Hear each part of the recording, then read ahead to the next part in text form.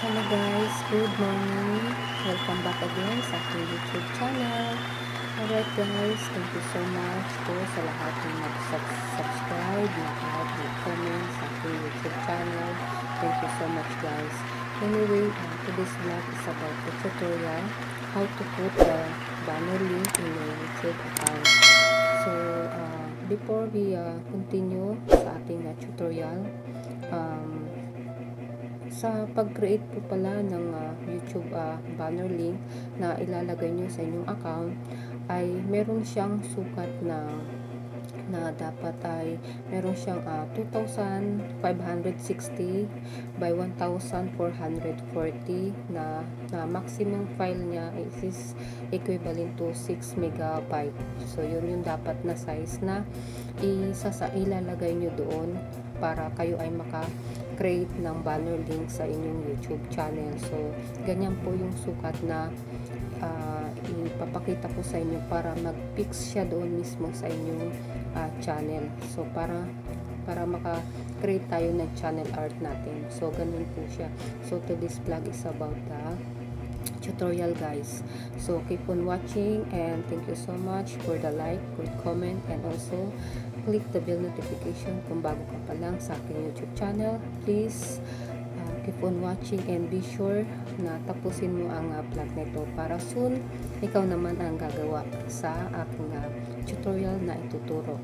Anyway, I just wanted to inform you that this channel is already monetized. Please keep on watching and avoid skip the ads. It's already monetized, and because of that, I just wanted to say thank you to all of you and shout out sa lahat ng mga good friends ko, sa lahat ng mga tumulong para ma-monetize ang aking channel. Soon, gagawa po ako ng aking vlog about sa monetization ko, kung paano po ako na-monetize and paano natin na-fix ang ating channel. So thank you so much guys. Keep on watching and please stay connect until sa matapos po ang ating tutorial. So thank you so much. Now, let's go and start. Alright guys, nandito na tayo sa ating tutorial continuation. As you can see, nandito tayo sa ating YouTube site. Sa website, YouTube.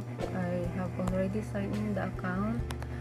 Okay, as you can see, para mabilis po tayo. So, I already signed in the account. This one. Okay, ito yung aking tutorial. Ito yung ating lalagyan na banner link. Okay, this one is not my account. This one is an account of my mom, my mother. So, you have to click guys your channel. So, let's go and just follow what I'm doing in this channel. So you have to click your channel. So there it is, your channel. Example, this is your channel. After that, you have to this one, you have to customize channel. Alright, after that, it will pop up and show that alright, that's this one, you don't have a banner link. So this is the tutorial how to put the banner link. So again, this one, add channel art, you have to click add channel art. Okay, it will pop up that you have to select a photo from your computer. So select this one guys. You have to follow what I'm doing. So that's one, you have to also to do this one. Alright, where is it? I already save in my desktop. So you have to click if you have this one, and then open if you have a photo. Okay, click open. So that's it. Alright, so here we go.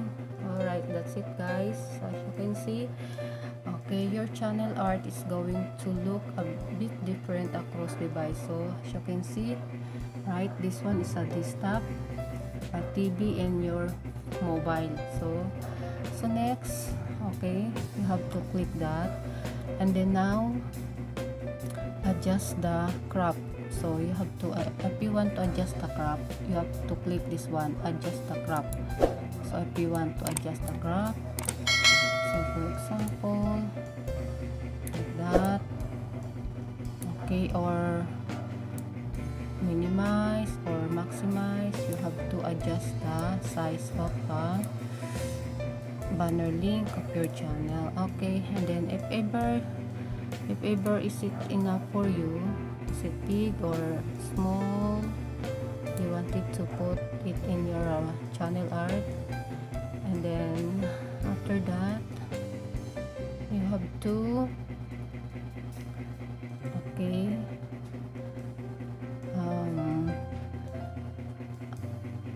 select. Okay, so that's why, yeah, it's already done, guys. You have to select. Okay, as you can see, it has a banner link on your channel. So as simple as that. So I hope you can follow what I'm doing in this channel. So as simple as that, guys. How to size of channel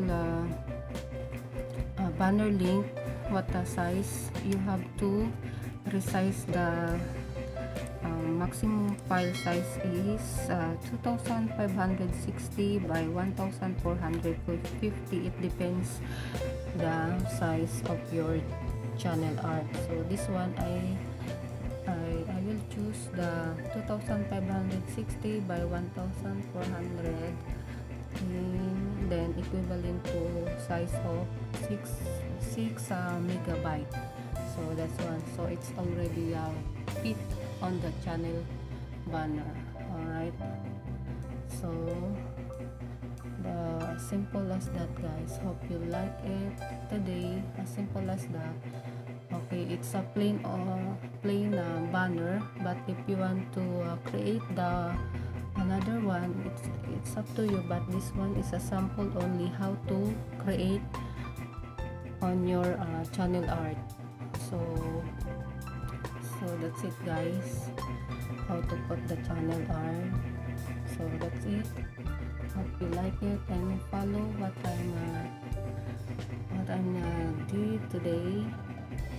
Okay, as simple as that. So as this one channel is, there's no video because it's new channel. Okay, it's a new channel. It's my mom. So as you can see, guys, there's no video because it's my tutorial for you how to put a banner link in your account. So that's it, guys. Hope you like it. If ever you cannot follow, you have to repeat or review in this tutorial so that you have follow what I did today. Okay, that's it, guys. So as you can see, this is already the channel art. It will change the color. So you have the picture, the profile picture. You have a profile picture. Okay, that's it, guys. As simple as that. Hope you like it and you can follow my tutorial today. So that's it, guys. Until my next vlog again. Thank you so much. God bless us, everyone. Hope you like it. So now you know you have to choose the best one for you.